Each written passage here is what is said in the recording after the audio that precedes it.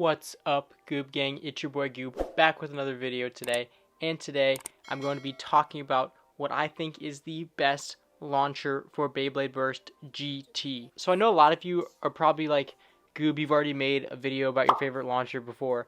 And you're right, but my favorite launcher has changed. With the recent release of Imperial Dragon, I've noticed a pretty big problem when I use a string launcher. And basically my Imperial Dragon is too heavy for my launchers, I think. Because when I try to hard launch Imperial Dragon with a string launcher, 80% of the time it skips. All the power is lost pretty much when a launcher skips.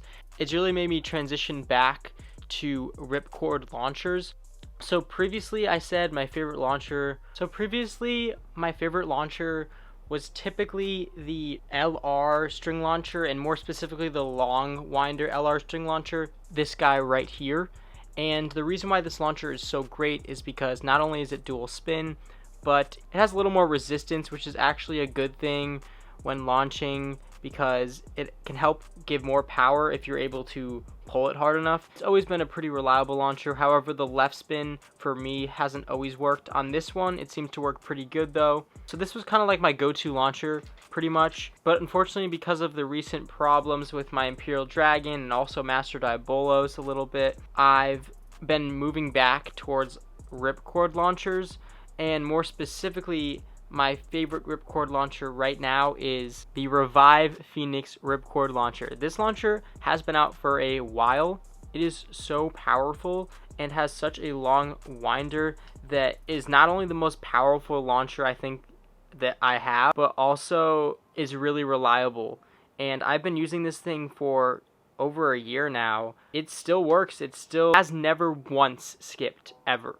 Having a small launcher is actually a good thing in some ways, because having a really bulky launcher, like something like when you add a grip to a launcher, it's like you have this extra room, but it's like not really needed, and it actually can kind of like obstruct your view and takes up space when you're launching with like an opponent launching on the other side, and you're really better off with something small that you can still control well.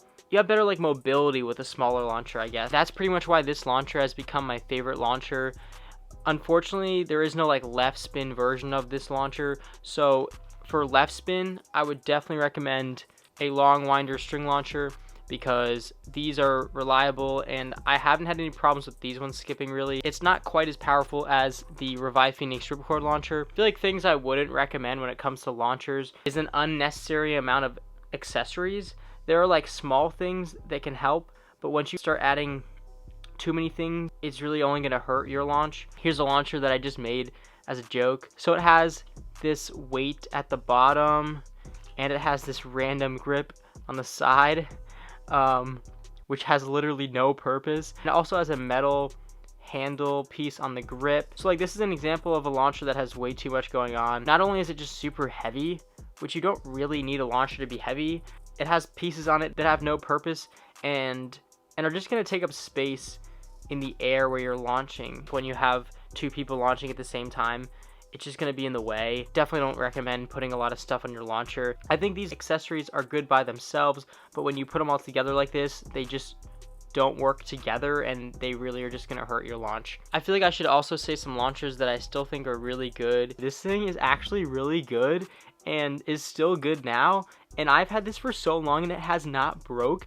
and I've gone through so many string launchers within the time that I've owned this. Another decent launcher by Hasbro is their LR string launcher. This thing works pretty well. It's not quite as good as the Takara Tomy LR string launcher, but it's definitely not a bad option. I think that sums up this video. I hope you guys enjoyed. Make sure to give this video a thumbs up and subscribe, and I'll see you guys in my next video.